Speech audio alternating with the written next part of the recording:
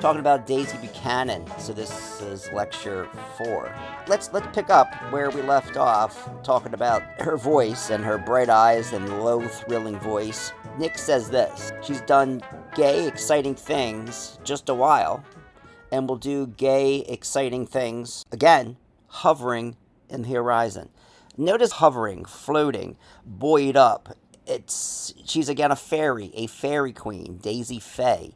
Fitzgerald doesn't just tell you who Daisy is, he weaves it through diction, imagery, sound, and syntax masterfully. Let's take a look at the next passage. Gatsby's name is mentioned later in the chapter when Jordan says, "You must know Gatsby if you live in West Egg." And then Daisy says, "Gatsby? What Gatsby?" Now imagine this. You haven't heard someone's name in years, and then someone casually mentions it, brings it up. And it's not some common name like, "Oh, you must know John Smith or Joe Johnson." It's unusual, like Maximilian, or maybe a stage name like, "Oh, you know Lady Gaga."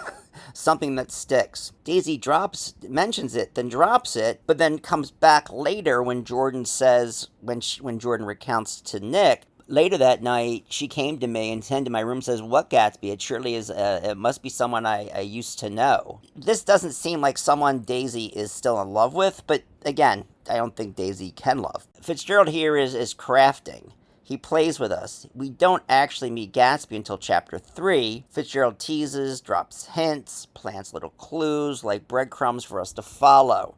And then we get this beautiful imagery. Slenderly, languidly, their heads set lightly upon their hips, the two young women preceded us out into the rosy-colored porch, open toward the sunlight. A daisy needs sun. And if there's no sunlight, well, at least there might be candles, right? And there's 4 candles, and of course there's 4 people in the house. Daisy needs light around her. It's white, bright, rosy-colored, shining, glowing.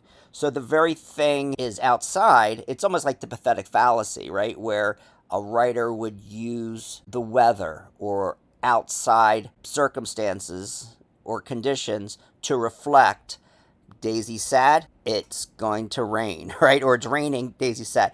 Daisy's happy, the sun comes out. We see that in chapter 5. And then Daisy objects, "Why candles? Isn't there enough light in the room for me?" What a strange thing to say, right? She needs that brightness, that glow, that attention. And it's almost like it's the spotlight. She is the spotlight.